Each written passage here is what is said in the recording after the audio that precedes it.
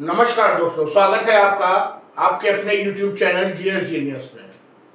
जैसा कि आप स्क्रीन पर देख रहे हैं, हमारे मोदी जी, यशस्वी प्रधानमंत्री श्री मोदी जी, उन्होंने कहा है no power in this world can restore article 317 Jammu Kashmir. अर्थात दुनिया की कोई भी ताकत जम्मू कश्मीर में धारा 370 को पुनः बहाल नहीं कर सकती है। ये किसने कहा है? हमारे प्रधानमंत्री श्री नरेंद्र दामोदर दास मोदी जी ने।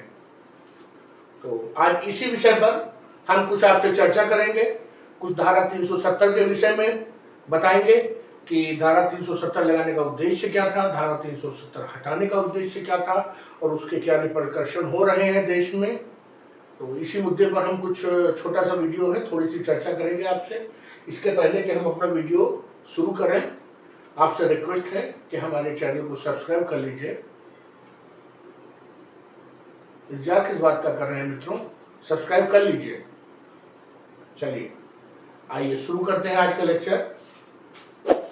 इस धरती की कोई भी शक्ति धारा 370 को जम्मू कश्मीर में बहाल नहीं कर सकती है, ये कहना है हमारे प्रधानमंत्री श्री नरेंद्र दास मोदी जी का। प्रधानमंत्री श्री नरेंद्र मोदी जी ने शुक्रवार को 8 नवंबर को कांग्रेस पर इल्जाम लगाते हुए कहा कि वो जम्मू कश्मीर में जो हमारा भारतीय संविधान है उसको कमजोर कर रही है और क्योंकि वो सेपरेटिस्ट का साथ दे रही है और उनको उकसा रही है कि किसी प्रकार धारा 370 को बहाल करने की मुहिम चलाई जाए, ऐसा मोदी जी ने कहा है। उन्होंने ये भी कहा कि Congress and it's allies should not encourage the Pakistan agenda and speak the language of separatist. उन्होंने ये भी कहा कि कांग्रेस और जो उसकी समर्थक पार्टियां हैं जो उनके साथ गठबंधन में हैं, जिसे इंडी गठबंधन या इंडिया गठबंधन उन्होंने नाम दिया था पिछले लोकसभा चुनाव में, वो पाकिस्तान के हाथों में न खेले और वो भाषा न बोले जो जम्मू कश्मीर के अलगाववादी बोलते हैं, जैसे कि हुर्रियत कॉन्फ्रेंस वाले। तो ये किसने कहा है? हमारे मोदी जी ने कहा है। चुनाव का माहौल है, महाराष्ट्र में इलेक्शन के प्रचार चल रहे हैं, तो ये सब तो बातें निकल के सामने आनी ही है। उन्होंने ये भी कहा है कि ओनली अंबेडकर्स कॉन्स्टिट्यूशन, केवल बाबा साहब भीमराव अंबेडकर का जो बनाया हुआ कॉन्स्टिट्यूशन है वही जम्मू कश्मीर में फॉलो किया जाएगा। आपने देखा होगा कि कैसे अभी 4-6 दिन पहले की बात है कि जम्मू कश्मीर में सभी पार्टियों ने मिलकर एक रिजोल्यूशन लाया जिसमें उन्होंने ये मुद्दा उठाया था कि धारा 370 को बहाल किया जाना चाहिए। और जब भाजपा के और उनकी जो एलायंस पार्टीज के जो वहां पर विधायक हैं उन्होंने इस रिजोल्यूशन का विरोध किया तो उनको उठवा के बाहर फेंकवा दिया गया। अर्थात वहां पर धारा 370 को पुनः बहाल करने के लिए कुछ पार्टियां, जिसमें कि पीडीपी और इस तरह की और पार्टियां जो हैं वो सभी लगी हुई हैं, प्रयासरत हैं। इसी मुद्दे पे मोदी जी ने ये बयान दिया है, क्योंकि केंद्र से पास हुए बिना तो वो 370 जो है लागू करवा नहीं पाएंगे। तो मोदी जी ने अपनी मंशा पहले जाहिर कर दिया है कि 370 दोबारा बहाल नहीं होगा। आइए बात करते हैं ये धारा 370 है क्या। ये जब से मैं छोटे से बड़ा हुआ हूं तब से मैंने क्या लाख बार भी ये धारा 370 शब्द नहीं सुना होगा, न्यूज़पेपर में, अखबार में, किताबों में। आइए देखते हैं ये है क्या। Article 370 was a provision, was मैंने लिखा है, in Indian constitution that granted a special autonomous status to state of Jammu and Kashmir। भारतीय संविधान में एक अनुच्छेद 370 है जिसको शामिल करने का उद्देश्य क्या था कि जम्मू कश्मीर जो राज्य है और वहां पे रहने वाले लोगों को एक स्पेशल जो है ऑटोनॉमस स्वायत्त जो है स्टेटस दिया जाए कि वो अपने आंतरिक मामलों में स्वतंत्र हैं। इसलिए इस को शामिल किया गया था, इस अनुच्छेद को। वास्तव में इस अनुच्छेद को 1947 में शामिल किया गया था। 1947 में इसलिए शामिल किया गया क्योंकि जब राज्यों का भारत और पाकिस्तान विभाजन हुआ, आजादी मिली हमें, उस समय जम्मू कश्मीर सबसे विवादित राज्य था। वहां का राजा हिंदू था और अधिकांश जनता मुस्लिम थी। जनता काफी जनता पाकिस्तान के साथ जाना चाहती थी, काफी जनता हिंदुस्तान के साथ जाना चाहती थी, और एक तीसरा वर्ग भी था जो कहीं नहीं जाना चाहता था। वो चाहता था कि जम्मू कश्मीर को एक अलग देश घोषित कर दिया जाए जो भारत पाकिस्तान के बीच में रहे। जो वहां के राजा हरि सिंह थे वो काफी खुद कंफ्यूज पर्सन थे और आखिरी तक डिसाइड नहीं कर पाए कि हमें भारत के साथ जाना है, पाकिस्तान के साथ जाना है। आजादी के तुरंत बाद जैसे ही पाकिस्तान समर्थित कबालियों ने जम्मू कश्मीर पे हमला कर दिया और वहाँ के जो ओरिजिनल नागरिक थे, वहाँ के रहने वाले लोग उनको मारने लगे, वहाँ की जो महिलाएं थी उनके साथ बलात्कार करने लगे, तब राजा हरि सिंह घबराए और घबरा करके उन्होंने उस समय के जो तत्कालीन गृह मंत्री थे हमारे तेज तर्रार पटेल जी, उनसे संपर्क किया और अंत में जम्मू कश्मीर का विलय हुआ भारत में, आनन फानन में। उनकी मजबूरी थी राजा हरि सिंह की, क्योंकि उनके पास अपनी इतनी सेना नहीं थी कि वो पाकिस्तान समर्थित कबालियों से लड़ पाते।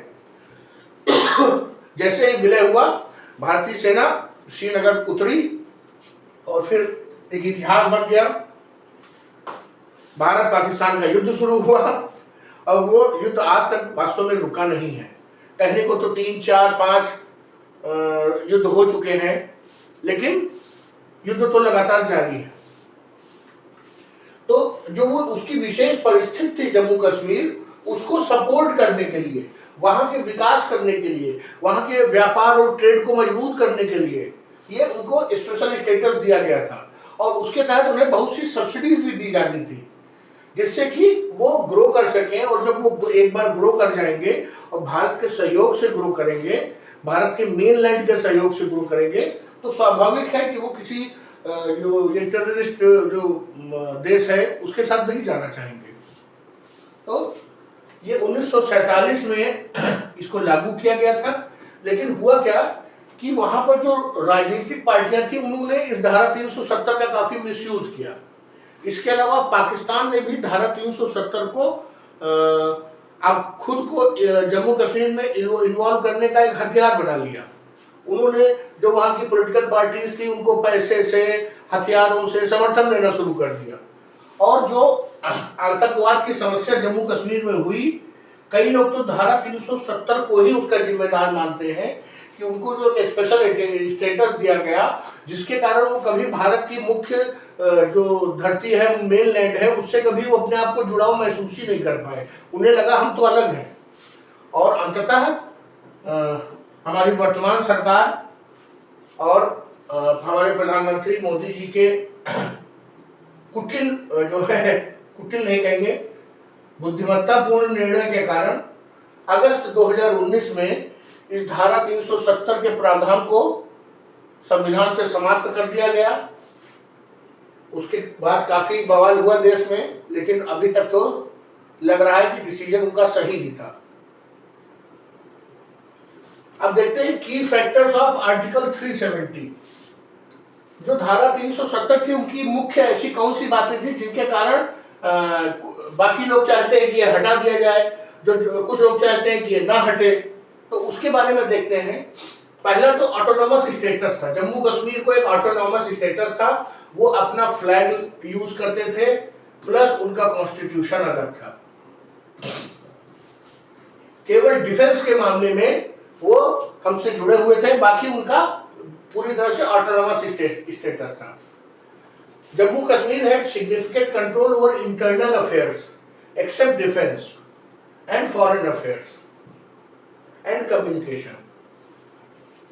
तो जो उनका आंतरिक मसले जितने भी थे वो स्वयं उनके अपने हाथ में थे। यही कारण है कि जब 1990 में, 90 के दशक में, 92 में कश्मीर में जो कश्मीरी पंडित हैं उन पे हमले हुए, तो उस समय भारत सरकार, वैसे तो उस समय कांग्रेस की सरकार थी, लेकिन चाह कर भी वो कुछ कर नहीं पाई, क्योंकि जो पूरा इंटरनल अफेयर्स था वो जम्मू कश्मीर के अपने हाथों में था।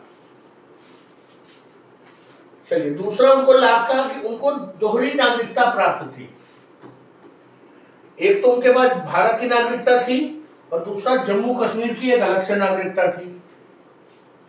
ये दो लाभ तो उनको दिख रहे हैं। अब देखिए और क्या क्या उसके जो मुख्य बिंदु थे। स्पेशल पावर्स थे उनके पास। Jammu and Kashmir constitution assembly and authority of frame laws except on matters delegated to Indian parliament. अभी हमने आपको बताया कि डिफेंस, फॉरेन अफेयर्स, इसके अतिरिक्त सब कुछ उनके हाथों में था। अर्थात वो अन्य सभी मुद्दों पे अपने कानून पारित कर सकते थे, सिर्फ डिफेंस और फॉरेन अफेयर्स को छोड़ के। अर्थात वो जम्मू कश्मीर राज्य को जैसे चाहते वैसे चला सकते थे, सब कुछ उनके हाथ में था। और एक जो सबसे बुरी बात थी धारा 370 की, वो थी रिस्ट्रिक्शन ऑन नॉन रेजिडेंट्स। उस समय सरकार को लगा, जो उस समय की तत्कालीन सरकार थी कांग्रेस की, उसको ये लगा कि जम्मू कश्मीर जो है काफी विवादित और गर्मा जो है क्षेत्र है, और लेकिन बहुत सुंदर है, पर्यटन की बहुत संभावनाएं हैं। तो ऐसा ना हो कि बाहरी लोग आकर के यहाँ जमीनें सब खरीद लें और यहाँ के जो ओरिजिनल निवासी हैं उनके हाथों में कुछ रह ही ना जाए। ये समस्या केवल जम्मू कश्मीर की नहीं, जितने भी हमारे पहाड़ी राज्य हैं, चाहे वो हिमाचल प्रदेश हो चाहे उत्तराखंड हो, सभी जगह पर यह समस्या है कि बाहरी लोग अधिक से अधिक संख्या में जा करके वहाँ जमीनें खरीद रहे हैं, होटल बना रहे हैं, रिसोर्ट्स बना रहे हैं, जो उनकी खेतियों की जमीन है उस पर कम पैसों में दे करके उनसे खरीदे ले रहे हैं। उसके बाद वो अपनी जमीन पर ही एक लेबर या एक जो रिसोर्ट है उसमें एक नौकर बन के रह जाते हैं। तो ये समस्या सभी पहाड़ी जो है राज्य हैं उनमें थी। तो उन्होंने एक व्यवस्था की कि भारत के अन्य क्षेत्रों के लोग, अर्थात जम्मू कश्मीर छोड़ के जो अन्य राज्य के लोग, ना तो वहां जाके व्यापार कर सकते हैं, ना तो वहां जाके बस सकते हैं, और वहां पर कोई पब्लिक ऑफिस भी होल्ड नहीं कर सकते हैं, वहां पर कोई संवैधानिक पद भी नहीं ले सकते हैं। अर्थात अगर वो सिलेक्ट होकर जाते हैं तो वहां पर वो कोई पद नहीं पाएंगे। तो ये सब मुख्य प्रावधान थे उसके। इसमें कुछ तो सही प्रावधान थे और कुछ, जैसा चौथा वाला मैंने बताया कि आपने कह दिया कि हमारे वहां से कोई जाके वहां रह नहीं सकता, हम उनसे मिलजुल नहीं सकते, वो चाहे तो हमारे संसाधनों का पूर्ण उपयोग कर सकते हैं। तो 2019 में जब इसको समाप्त किया गया, अगस्त 5, 2019 वो ऐतिहासिक दिन था जब धारा 370 को समाप्त किया गया। तो ये राष्ट्रपति के आर्डर से ये धारा 370 समाप्त किया गया। उस समय जम्मू कश्मीर में राष्ट्रपति शासन ही लागू था, राष्ट्रपति शासन लागू था उस समय, और राष्ट्रपति के ही आदेश से वो समाप्त कर दिया गया, इसको रिवोक कर दिया गया। और उसके पीछे जो कारण बताए गए सरकार के, वो था कि integrate Jammu and Kashmir fully into India. वही बात जो मैं कह रहा था कि ये प्रावधान ऐसे थे जो भारत की मुख्य भूमि से उसको अलग करते थे। वो अपने आप को चाहते हुए भी अपने आप को जोड़ नहीं पा रहे थे, क्योंकि जब हमारे मन में भावना आएगी कि हम अलग हैं, हमारा स्टेटस अलग है, हमारा झंडा अलग है, हमारा कॉन्स्टिट्यूशन अलग है, तो वो कैसे महसूस करेंगे कि हम भारत के नागरिक हैं। तो उनका मानना था सरकार का कि जम्मू कश्मीर को पूर्ण रूप से भारत में इंटीग्रेट, मतलब जोड़ने के लिए ये ऐसा करना जरूरी है। दूसरी बात, उनका मानना था कि to promote economic development of Jammu and Kashmir. Jammu Kashmir आज़ादी के इतने साल बाद भी वहां पर बहुत अच्छा डेवलपमेंट, बहुत इंडस्ट्रियलाइजेशन, बहुत ट्रेड नहीं हो पाया, बल्कि आतंकवाद के कारण जो संभावित पर्यटन की संभावनाएं थी वो भी छीड़ हो गई। लोग डर के मारे वहां नहीं जाना चाहते थे कि कब गोली चल जाएगी, कब बंदूक चल जाएगी, कब बम लग जाएगा। तो सरकार ने कहा कि वहां पर हम इकोनॉमिक डेवलपमेंट करेंगे, और सरकार ने प्रयास भी किया है, कई वहां पर बड़ी बड़ी कंपनियों ने इन्वेस्ट किया है। तो इसलिए भी मकसद था उनका कि धारा 370 हटाया जाए। और ये जो इकोनॉमिक डेवलपमेंट नहीं हो पाया वहां पर, उसका भी एक कारण ये था कि वहां पर एक ही परिवार की पार्टियां चल रही थी कि पहले उसी पार्टी में के अध्यक्ष उनके बाबा थे, फिर उनके पिताजी हुए, फिर अब वो हुए। जो वर्तमान मुख्यमंत्री है वो भी उसी श्रेणी में है। दूसरा, address as misgovernment. Misgovernment क्या? परिवारवाद जहां पर शामिल होगा वहां पर मिस गवर्नमेंट ही होगा। ये जरूरी नहीं है कि जिसने पार्टी बनाई हो वो जितना योग्य हो उसका पोता पर पोता भी उतना योग्य हो। इसलिए स्वाभाविक है मिस गवर्नेंस वहां पर हो जाएगी। अब ये धारा 370 हटाने के बाद कॉन्सिक्वेंसेस क्या हुए, उसके परिणाम क्या हुए? पहली बात तो जो जम्मू कश्मीर राज्य था उसको 2 यूनियन टेरिटरीज में डिवाइड कर दिया गया, जम्मू कश्मीर और लद्दाख। ये ऐसा इसलिए किया गया क्योंकि लद्दाख के लोगों की बहुत दिनों से डिमांड थी कि हमको अलग कर दिया जाए। कारण क्या था? जम्मू कश्मीर राज्य की कुछ स्थिति ऐसी थी कि जो अधिकांश जमीन थी वो लद्दाख के पास थी और अधिकांश आबादी जो थी वो जम्मू कश्मीर में रहती थी। जो रीजन था लद्दाख रीजन, वहां पर आबादी बहुत कम थी और जमीन बहुत अधिक है। ये तो पीओके है। तो लद्दाख के लोगों का कहना था कि हमको अलग कर दिया जाए तो हमारे विकास को भी गति मिल सके। इसलिए सरकार ने इस चीज को ध्यान में रखा और लद्दाख और जम्मू कश्मीर अलग कर दिया। इसके अलावा वहां पर ये धारा 370 को वहां की राजनीतिक पार्टियों ने अपने विकास का एक आधार बनाया और लोगों को हवा दी कि इसको आंदोलन किया जाए इसके खिलाफ। तो वहां पे काफी अनरेस्ट रहा, जिसके कारण वहां पर काफी बड़ी मात्रा में जितनी मिलिट्री लगाई जाती है उससे भी ज्यादा वहां पर मिलिट्रलाइजेशन हो गया। वहां पर बड़ी भारी संख्या में आदमी आ गए क्योंकि पाकिस्तान को सपोर्ट मिल रहा था राजनीतिक पार्टियों को। तो पाकिस्तान ने भी उधर से जो है क्रॉस बॉर्डर जो है हमने ज्यादा गोलाबारी फेंकना शुरू कर दिया, जिसके कारण वहां पर आर्मी को बढ़ाना पड़ा। दूसरी बात, ये जो लोकल पॉलिटिशियन थे वहां पे उनको एक मौका मिल गया अपनी राजनीति चमकाने का। वैसे तो उनको कोई पूछ नहीं रहा था, न यहाँ न वहां, तो उन्होंने अफवाहें उड़ानी शुरू कर दी तरह तरह की। इसलिए ये जरूरी हो गया कि उनको नजरबंद किया जाए। किसी को गिरफ्तार नहीं किया गया था, उनको नजरबंद कर दिया जाता था, या तो उनके घर में ही या किसी गेस्ट हाउस में। और एक जो चौथा परिणाम हुआ जिसकी काफी बदनामी हुई थी कि जो वहां पर अनरेस्ट था उसके कारण भारत सरकार ने लगभग 1 साल के लिए वहां पर इंटरनेट बंद कर दिया था। इंटरनेट बंद होने का कुछ लाभ है, कुछ नुकसान है। इंटरनेट बंद होने का सबसे पहला नुकसान ये है कि मीन्स ऑफ कम्युनिकेशन, उनका मौलिक अधिकार है कि वो लोगों से संपर्क कर सकें, सोशलाइजेशन कर सकें, वो मौलिक अधिकार उनका छिन गया। लाभ ये है कि जो तरह तरह की अफवाहें उड़ती थी, अफवाहों में बताया जाता था कि सेना के किसी सिपाही ने किसी कश्मीरी महिला का, मुस्लिम महिला का बलात्कार कर दिया है, तो पूरी की पूरी मॉब झूठ जमा हो जाती थी और वहां पथराव करने लगती थी और बात में कोई सच्चाई नहीं होती थी।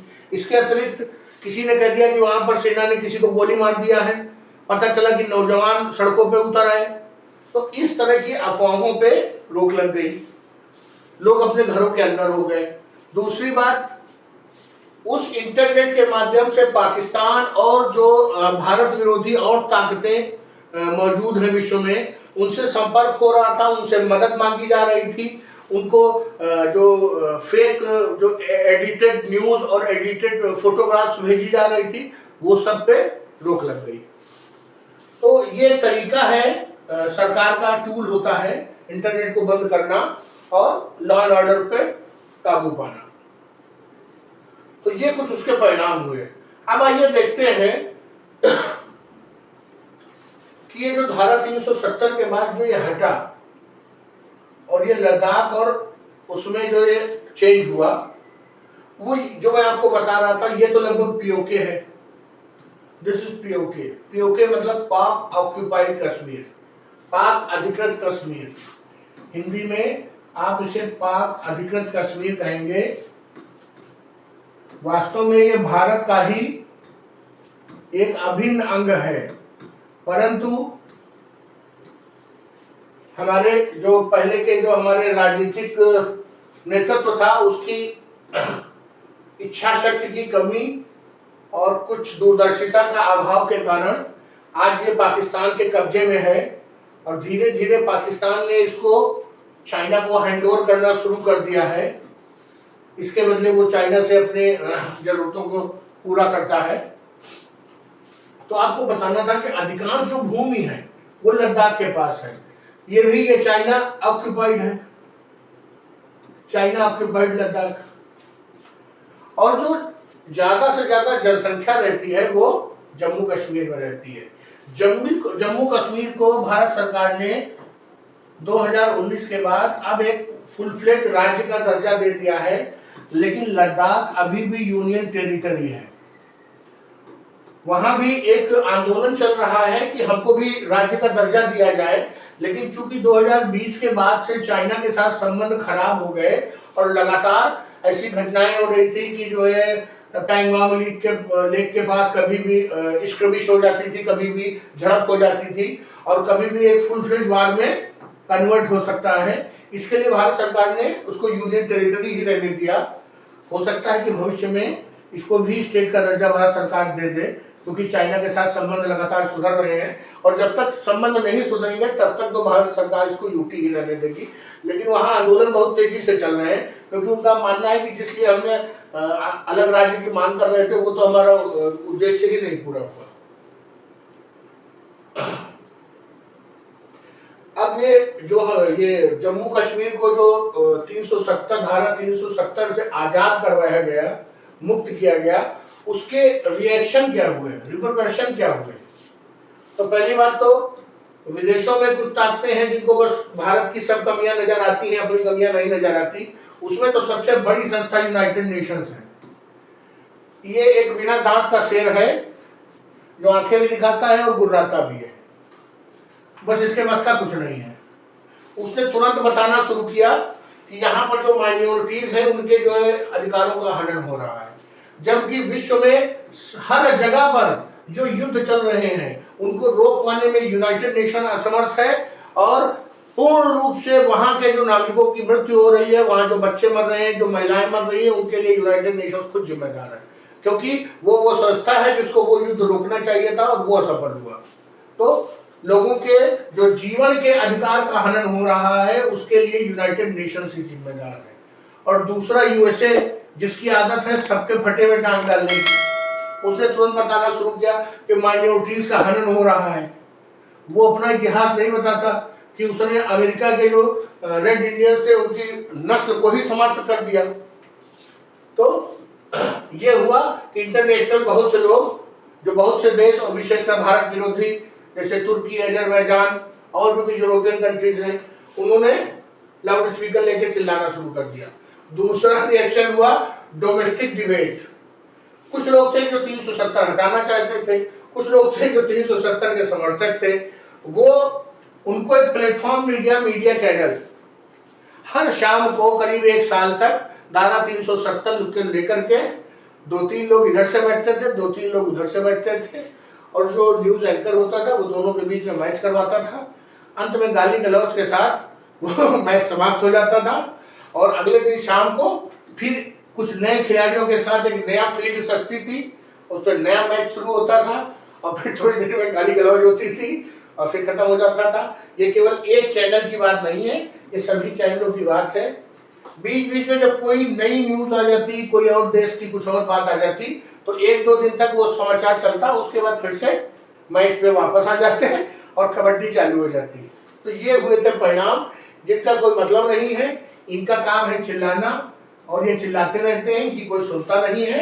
और ये तो हमारे देश में मीडिया का बनाया हुआ टीआरपी सिस्टम है जो हमेशा जारी रहेगा।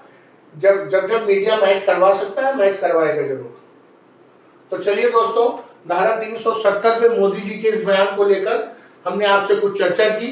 आपका क्या सोचना है? क्या कश्मीर में धारा 370 पुनः लागू होनी चाहिए? अगर आपका मानना है कि लागू होना चाहिए तो बेधड़क कमेंट बॉक्स में लिखिए और उसके पक्ष में या समर्थन में जो आपके 1-2 जो व्यूज हों उनको भी लिखिए। मैंने अपना पक्ष रख दिया है, आपके पक्ष का मैं स्वागत करता हूं। बेधड़क लिखिए। अगर आप किसी ऐसी संस्था से जुड़े हैं जो मानता है कि 370 को लागू होना चाहिए दोबारा, आप अपना व्यू रखने के लिए स्वतंत्र हैं। बस सोशल मीडिया की गरिमा को बनाए रखिएगा। चलिए लेक्चर को यही समाप्त करते हैं। अगर आपने हमारा लेक्चर पसंद किया तो एक लाइक बटन है, उसको आप छू सकते हैं। अगर आप इस तरह की और चर्चा चाहते हैं, इस तरह के और मुद्दों पे, तो हमारे चैनल को सब्सक्राइब भी कर लीजिए। धन्यवाद दोस्तों।